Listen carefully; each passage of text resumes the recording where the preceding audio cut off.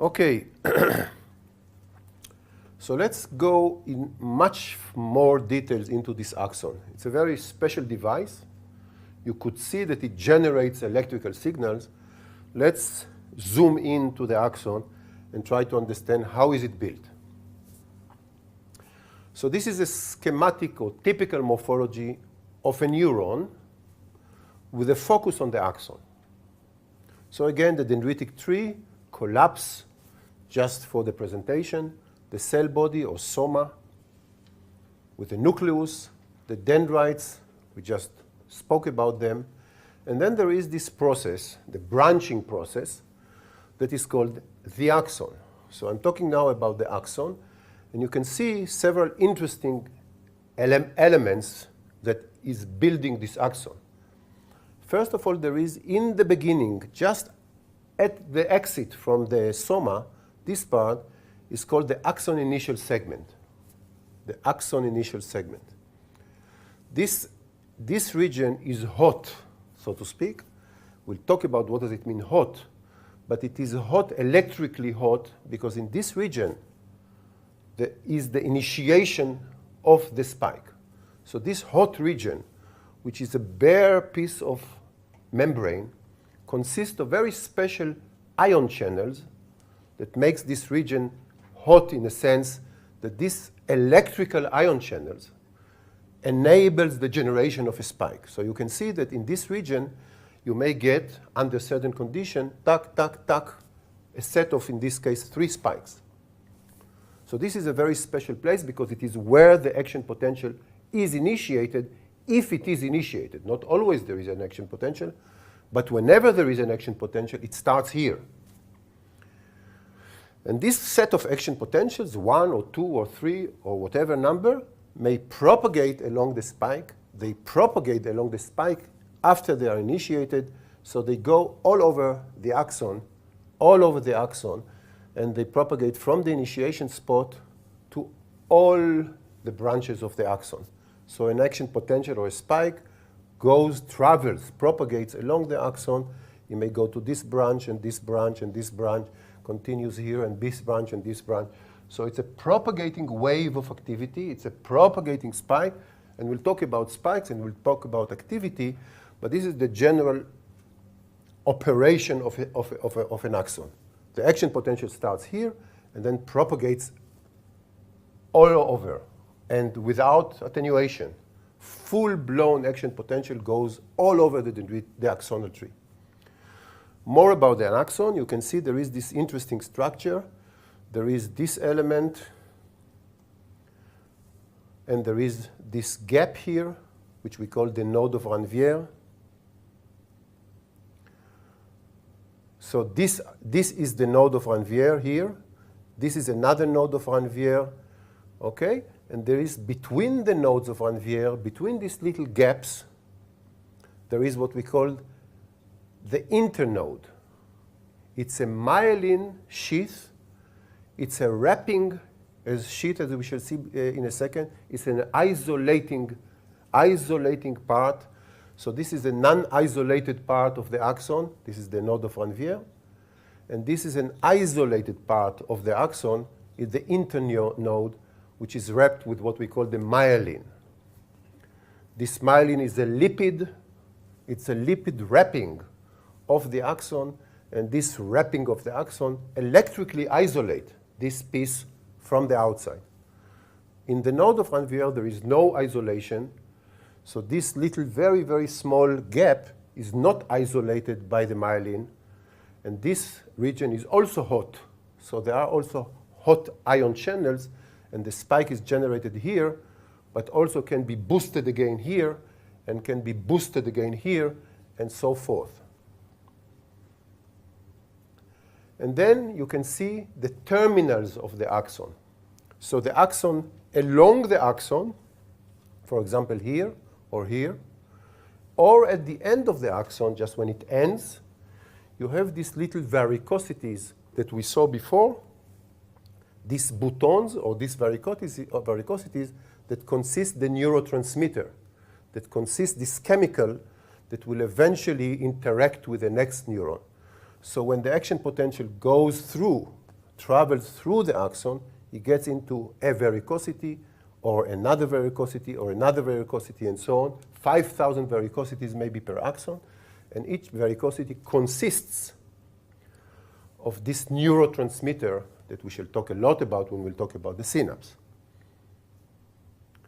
And you can see that whenever there is a varicosity, there is no myelin, because you don't want to wrap, you don't want to isolate the synapse, because then there will be no communication. So there is no myelin when there is a varicosity. The varicosity is open, is bare. It can release without interference. So inside the internode, there are no synapses. And outside, when you don't have a myelin, there are these presynaptic synapses. Let's look even deeper into the axon. So again, you can see this myelin sheath, this internode. And we know today that this internode is being generated by a special set of neurons, special set of cells that are not neurons, that are not nerve cells, and these cells wrap by their membrane. You see this one cell sends a branch and then wraps, and generate a myelin here. Another branch wraps and set a myelin here. So this very special organization, very special interaction between this unique cell, sometimes called glial cells, depending on the system, and sometimes it has different names which you should not necessarily remember.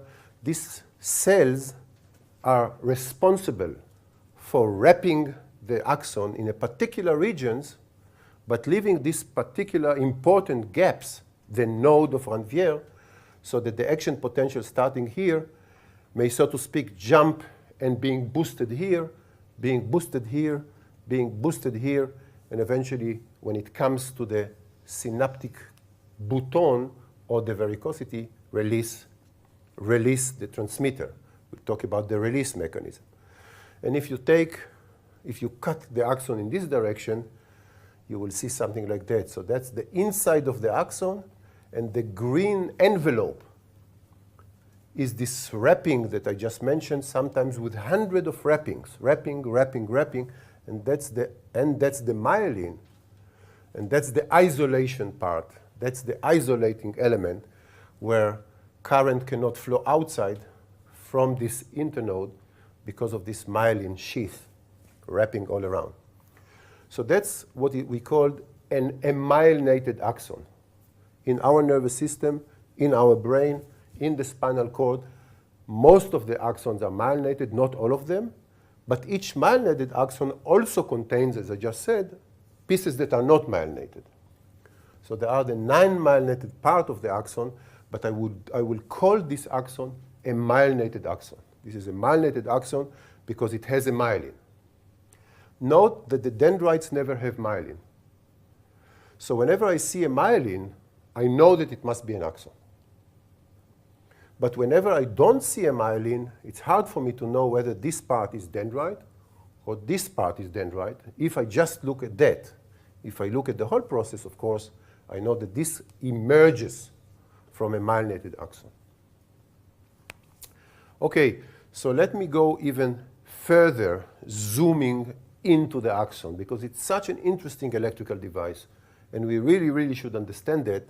And there will be a whole lesson, number 4, discussing the signal, the action potential of the spike, what makes it generated, and how does it propagate.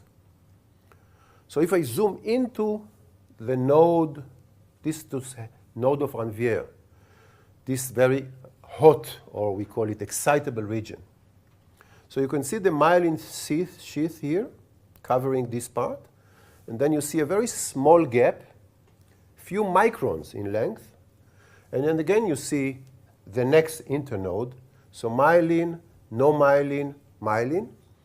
And if you look very carefully into this node, you see that it is hot in a sense that it has all these specific membrane ion channels.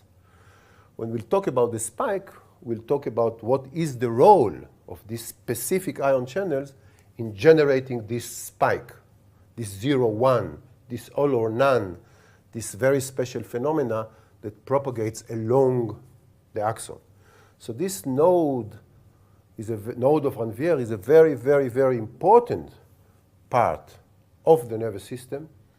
And if something goes wrong with the axon, for example, with multiple sclerosis, and this myelin sheath is not functioning well anymore, there is no propagation of the action potential along the axon. And we have all these difficulties in activating systems, muscles, and so on.